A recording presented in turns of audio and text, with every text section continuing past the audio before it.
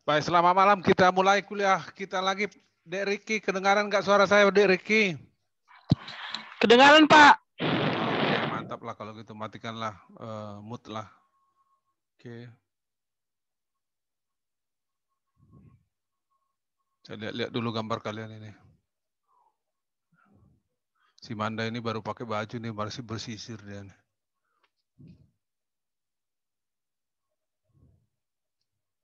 Udah cantik, Amanda.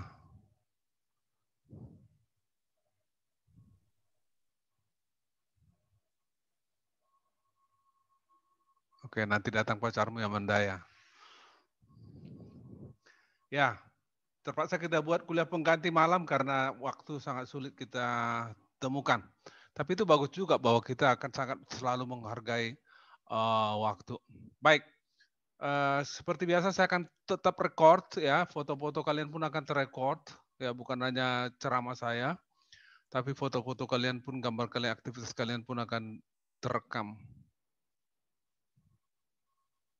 Suatu saat kalian akan lihat ini selama perkuliahan atau setelah tamat nanti kalian akan rindu melihat foto kalian waktu muda.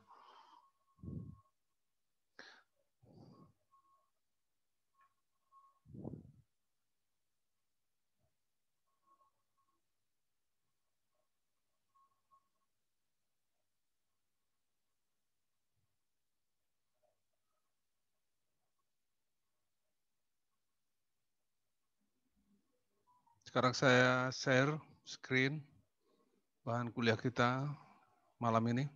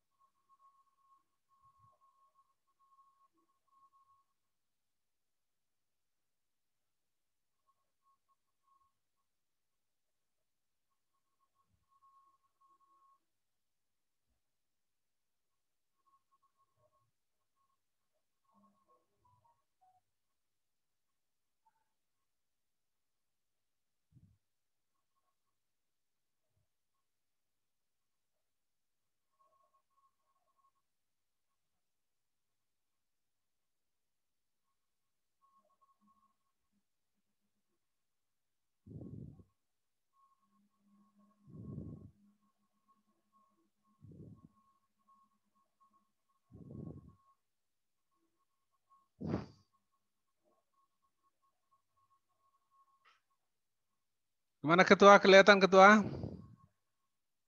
Kelihatan, Pak.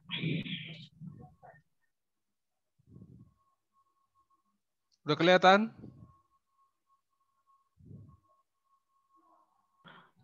Kelihatan, Pak. Itu di bahan kuliah keempat, Pak.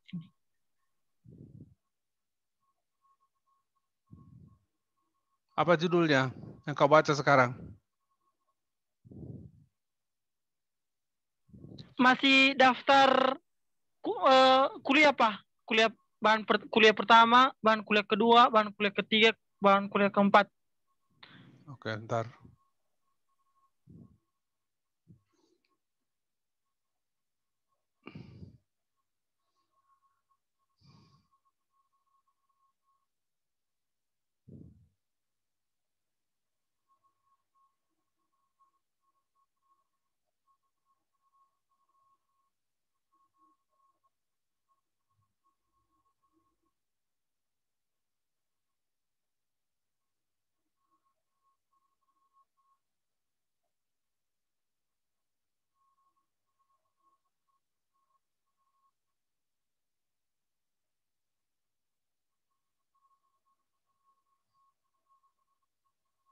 Masih belum? Masih belum, Pak. Ya, di mana? Mana masalahnya?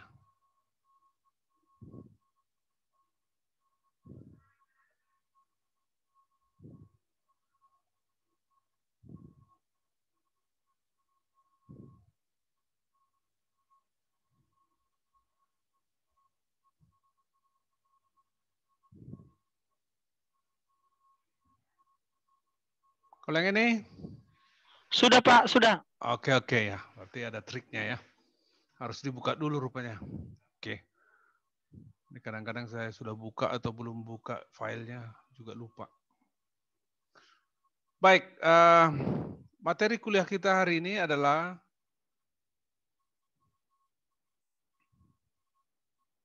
inheritance kuantitatif.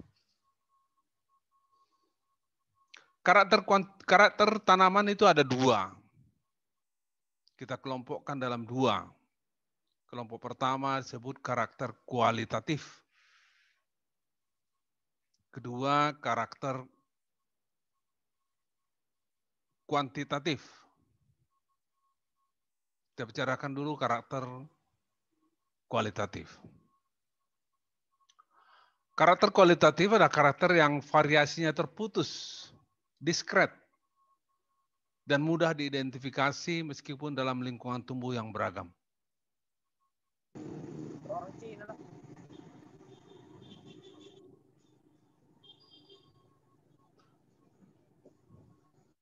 Karakter ini dikendalikan oleh sedikit gen, satu atau beberapa gen saja. Umumnya satu gen. Ekspresinya misalnya warna biji pada kacang kapri. Kita sudah pelajari ini di genetika. Biji kuning atau hijau. Dikendalikan satu gen dengan dua alel. Bentuk biji berkerut atau bulat pada kacang kapri juga dikendalikan satu gen dengan dua alel. Jadi terputus dia. Kalau nggak kuning ya hijau. Kalau nggak hijau ya kuning. Sama seperti kita manusia itu ada hidup dan mati. Nggak ada setengah hidup, nggak ada setengah mati. Hanya dua pilihan, hidup atau mati.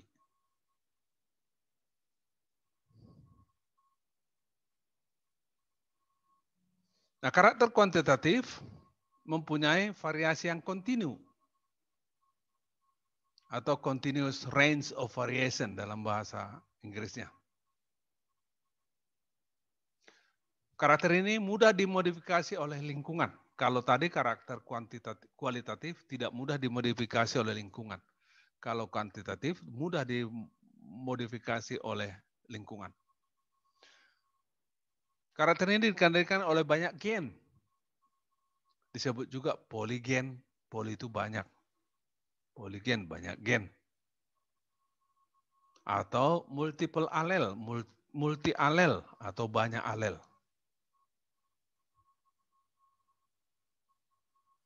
Banyak karakter penting tanaman dikendalikan oleh banyak gen atau masuk dalam karakter kuantitatif.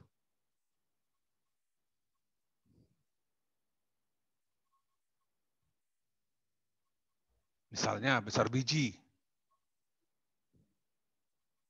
Itu kan besar biji itu kontinus itu. Ada kadang-kadang katakanlah misalnya 1 cm, 1,1, 1,2, 1,3, terus setiap titik ada. Jadi makanya disebut dia kuantitatif. Kemampuan berproduksi. Berapa ton per hektar, berapa kilogram per hektar. Itu juga kuantitatif. Ketahanan rebah ya, atau berbagai kualitas lainnya. Panjang daun, tinggi tanaman, dan lain sebagainya.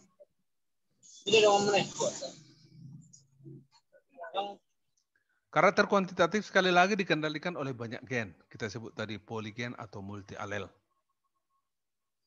Nah, setiap gen itu menyumbang sedikit pengaruh. Jadi mempunyai pengaruh sedikit. Makin banyak gennya itu makin, karena sifatnya akumulatif bertambah, maka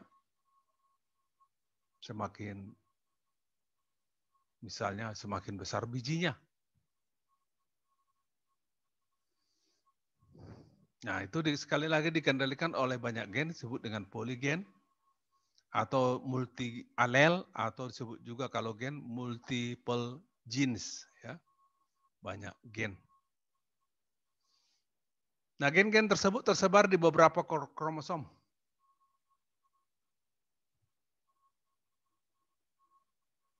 Penurunan gen-gen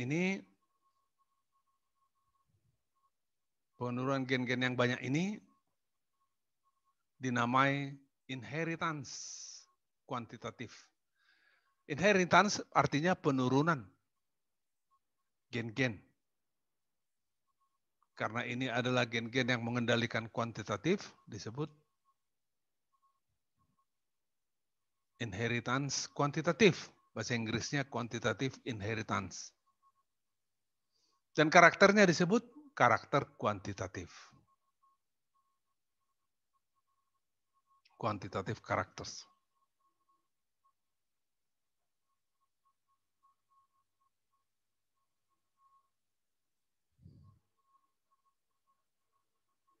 Nah, studi klasik tentang karakter kuantitatif ini yang kemudian disebut quantitative inheritance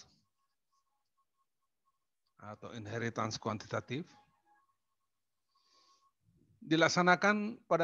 dipublikasikan pada tahun 1903 oleh seorang pakar Denmark yang bernama W. Johansen.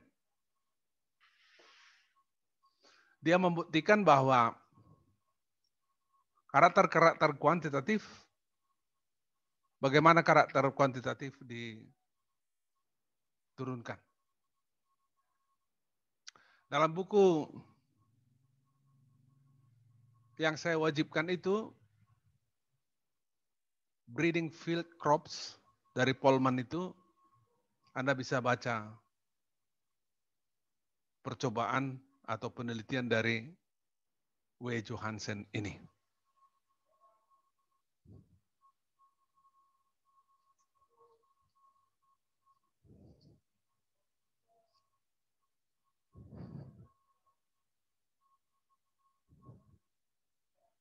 Kita lanjutkan dengan segregasi transgresif.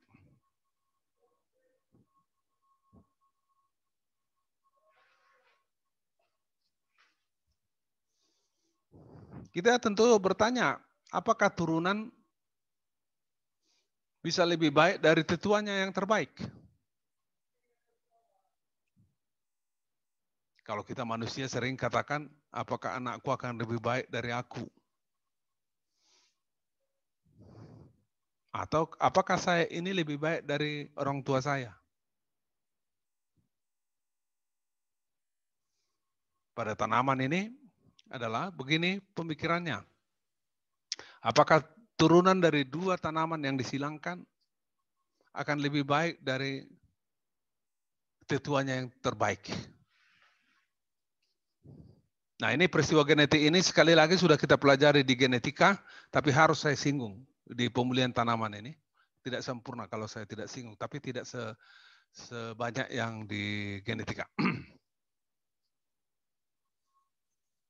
Jadi apakah turunan bisa lebih baik dari tetua terbaiknya? Bisa. Untuk tanaman menyerbuk sendiri, peristiwanya disebut segregasi transgresif. Turunan yang lebih baik tadi disebut segregat transgresif.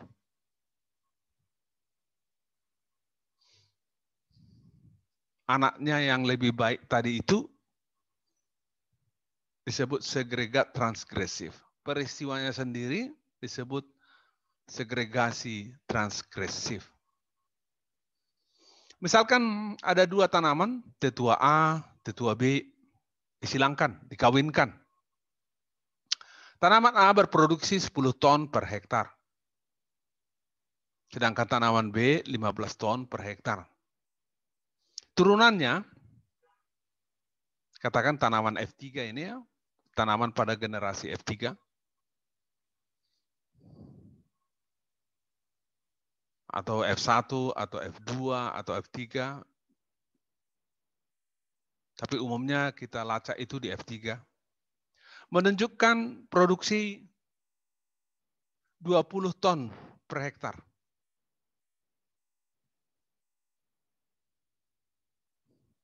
Jadi turunannya itu ya mempunyai produksi 20 ton per hektar. Lihat bahwa turunannya ini lebih baik dari tetua terbaiknya. Tetua terbaiknya adalah tanaman B, 15 ton produksinya per hektar. Anaknya ini 20 ton per hektar. Berarti bisa turunannya itu lebih baik dari tetua terbaiknya.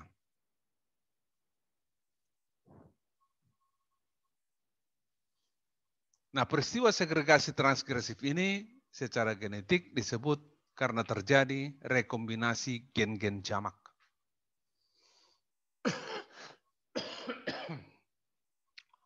Jadi penyebabnya adalah terjadi rekombinasi gen-gen jamak. Apa itu rekombinasi? Kembali sudah. Apa itu rekombinasi sudah kita bicarakan di genetik.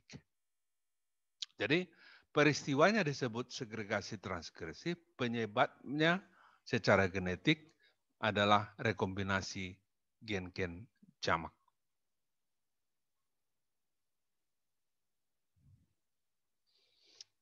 Itu pada tanaman menyerbuk sendiri. Pada tanaman menyerbuk silang, ini pada tanaman menyerbuk sendiri ya.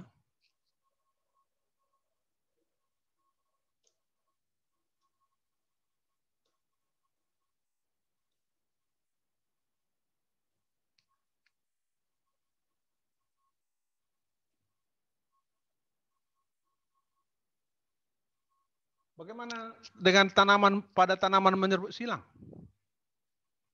Apakah turunnya bisa lebih baik dari induk terbaiknya? Jawabannya bisa. Peristiwanya disebut kalau turunannya lebih baik dari induk terbaiknya, peristiwanya disebut heterosis. Terjadi heterosis. Secara genetik penyebabnya adalah heterozigositas. Karena terjadi heterozigositas. Hetero itu beragam. Zigot, zigositas, zigot. Jadi heterozigositas. Terjadi heterozigositas. Kita sudah tahu ada disebut dengan homozigot ya. Homozigot alelnya sama, ada yang homozigot dominan, ada yang juga homozigot resesif. Kalau alelnya berbeda, ada yang homozigot, ada yang dominan, ada yang resesif, maka disebut heterozigot. Jadi karena heterozigositas itulah terjadi heterosis itu. Dan peristiwa genetiknya disebut overdominance. Aksi gennya disebut overdominance. Aksi gennya disebut overdominance. Peristiwa gennya disebut overdominance. Jadi kalau kita simbolkan seperti ini, fenotipe dari yang heterozigot ini lebih baik dari fenotipe yang homozigot dominan ini dan juga lebih baik dari homozigot resesif ini.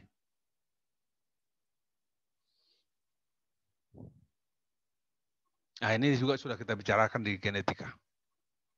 Nah, ada beberapa peristiwa, ada beberapa tipe dari aksi gen. Kita kenal dengan 1 aditif, 2 dominans, 3 epistasis, dan lewat dominans atau over dominans. Untuk memudahkan kalian memahaminya, tentu kita tidak singgung di semua. Sudah kita singgung tadi yang lewat dominans. Baca buku saya yang sudah di-share oleh ketua di grup, ya, biometrika genetika pada pemulihan tanaman, di situ ada itu mengenai tipe aksi gen ini. Kalian pelajarilah. Boleh jadi saya tanya di ujian. Kita lanjutkan juga dengan heritabilitas. Ini juga ada di buku saya itu ya, ada di buku saya itu yang sudah di-share ketua itu. Kita lanjutkan dengan heritabilitas. Apa itu heritabilitas? Keragaman fenotipe tanaman disebabkan oleh keragaman karena genetik. Dan keragaman karena lingkungan.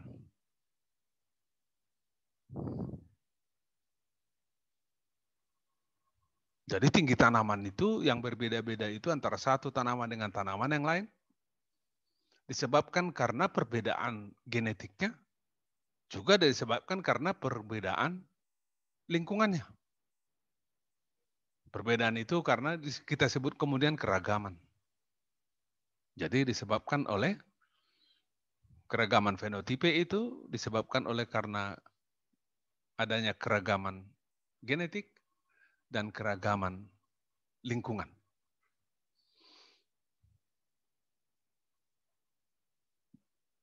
Kalau kita buatkan simbol matematiknya, maka inilah simbol matematiknya. V, P indeks sama dengan V, G indeks tambah V, E indeks. V itu varians. Varians itu dalam bahasa lainnya ragam. Ragam. Kalian di statistika sudah mempelajari ragam atau varians. P di sini adalah fenotip atau fenotipe. G dalam rumus ini adalah genotipe. E dalam rumus ini adalah environment atau lingkungan.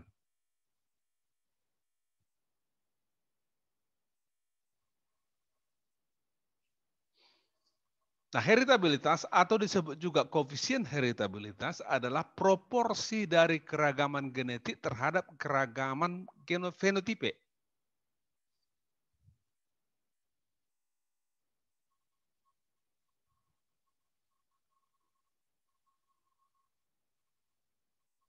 Kalau secara matematik begini rumusnya. H sama dengan varians genotik dibagi dengan varians fenotip. VG dibagi dengan VP. VG tadi kita katakan varians genotip, VP adalah varians fenotipe. Jadi proporsi dari keragaman karena genetik dibandingkan dengan, dibagi dengan keragaman total fenotipe, itulah disebut dengan heritabilitas atau koefisien heritabilitas. Simbolnya H. H. Ada yang menuliskan H kuadrat juga. Ada yang menuliskan huruf H kecil. Ada yang menuliskan huruf H besar. Yang penting pemahaman kita adalah apapun simbolnya itu, apakah H kecil, H besar, H kuadrat, yang penting maksudnya adalah koefisien heritabilitas, yaitu proporsi dari sumbangan dari varians genotipe terhadap varians atau ragam fenotipe. Bisa dinyatakan dalam koma, misalnya ya, misalnya ini 0,5 ya. Atau ini kalau dipersentasikan berapa ini? Ini 50%. Jadi bisa dalam bentuk desimal seperti ini, bisa dalam persen. Artinya katakanlah 50% ini, berarti dari seluruh keragaman varians fenotipe, 50% adalah sumbangan dari keragaman karena genetik. Dalam kata lain, 50% keragaman genetik, 5% keragaman karena genetik menyumbang terhadap keragaman fenotip atau keragaman genetik keragaman karena genetik atau karena genotipe menyumbang sebanyak 50% terhadap keragaman fenotipe.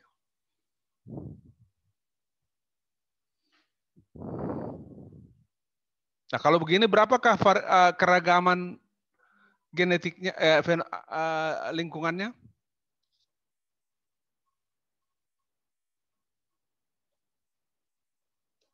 Karena total keragaman adalah 100%, maka sumbangan dari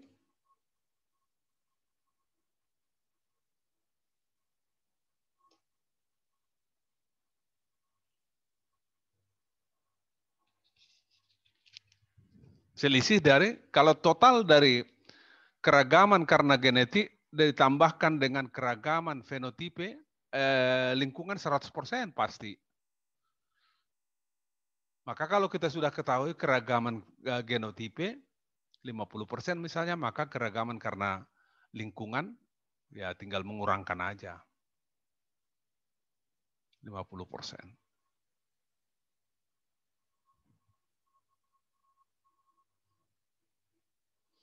Kita lanjutkan dengan, waduh, udah habis waktu ini, sebentar lagi.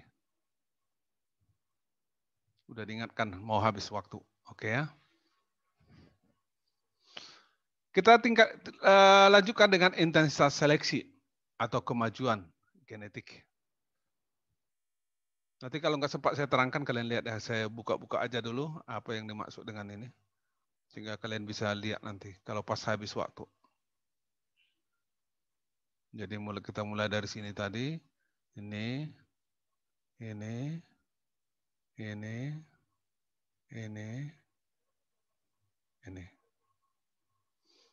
Oke.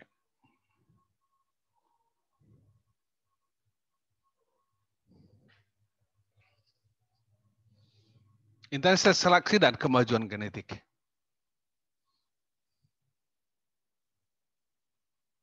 Para pemulia tanaman ingin memprediksi berapakah kemajuan genetik atau dalam bahasa Inggris disebut genetic advance yang diperoleh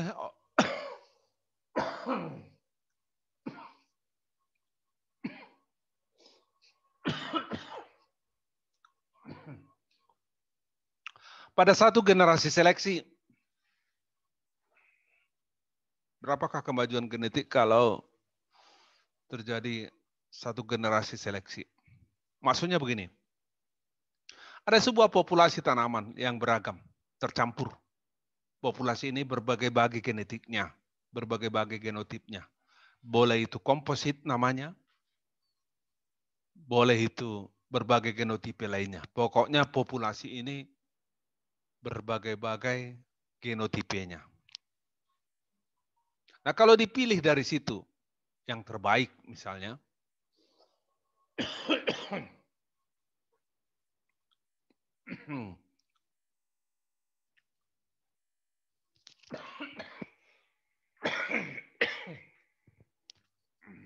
mohon maaf, batuk.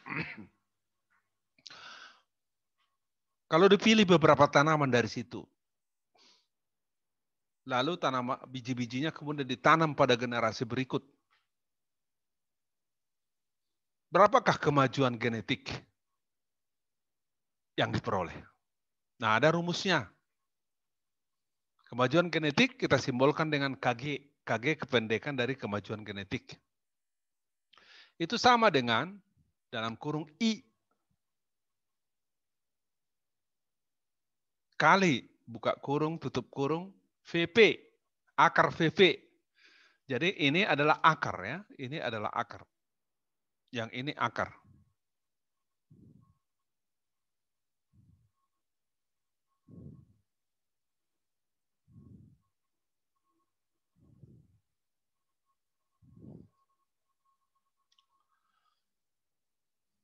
Kali H. H itu tadi koefisien heritabilitas. Jadi kemajuan genetik itu sama dengan I kali varians, akar dari varians fenotip, kali koefisien heritabilitas. Sekali lagi ini adalah notasi, tanda merah ini notasi akar. I itu adalah konstanta. I itu adalah konstanta yang nilainya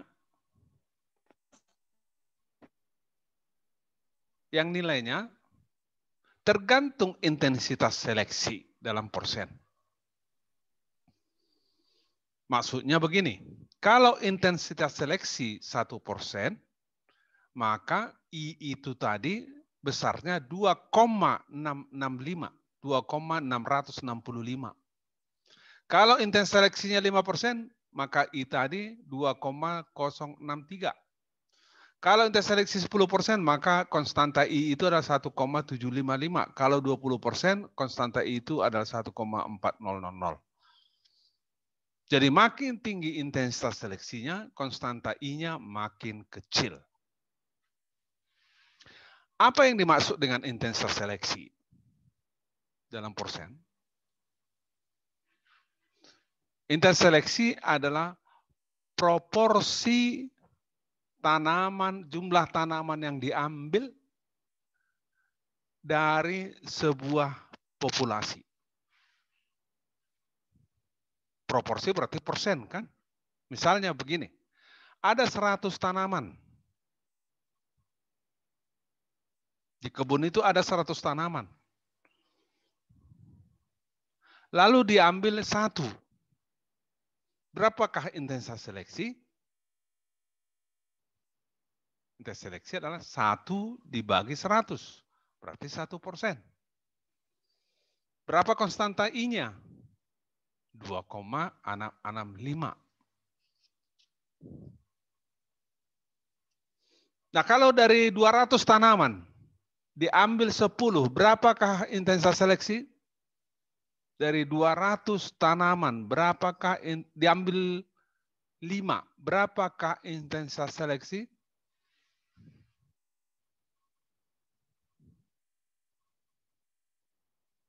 Ricky mau jawab? Sepertinya pegang 5, Pak. 5%, Pak.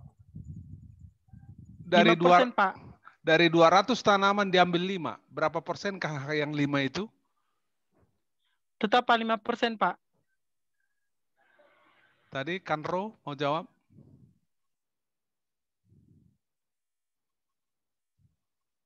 Yehuda mau jawab? Ya 5/200. Masa 5%, 5/200? 5/200 kali 100 berapa persen? 40, Pak. 5/200. 5 tanaman dibagi 200 tanaman kali 100%. Berapa itu? 40%, Pak. Hah? 40%, Pak. 40? Iya, 4%, Pak. 4. 4%, Pak. 5 dibagi 200 kali 100, 500 dibagi 200, 5 dibagi 200 kali 100, berarti 500 dibagi 200, berapa itu?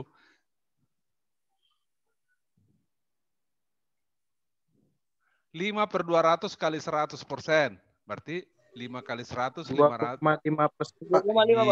Iya, 2,5%. Pak. Itu dia.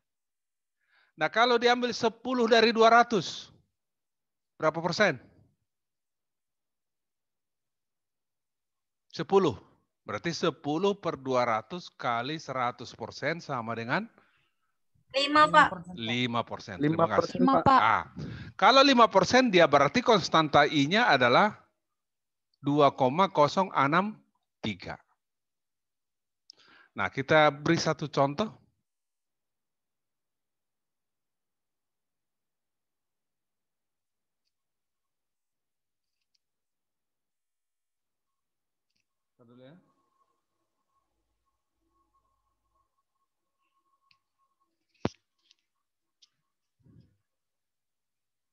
Berikut ini ada contoh. Ya, kok nggak bisa keluar saya nih.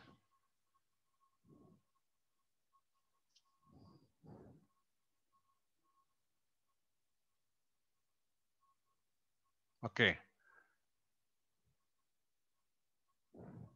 Berikut ini ada contoh.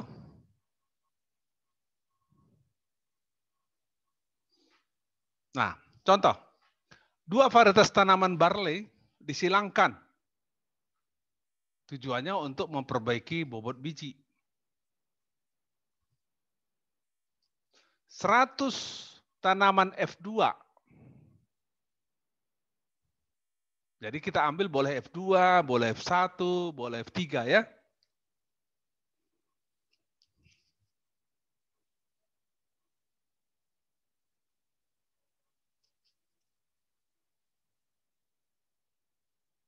Seratus tanaman F2. Kita ambil, berarti kan tanaman F3 dia jadinya, ya kan? Tanaman F3 dia kalau kita tanam. 100 tanaman F2 menunjukkan bobot 100 biji bervariasi dari 36,5 hingga 54,3 gram.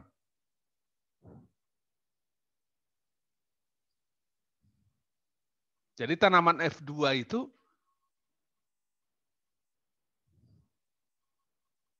diukur bobot 100 bijinya, lalu diperoleh bahwa terendah 36,5 gram per 100 biji, tertinggi 50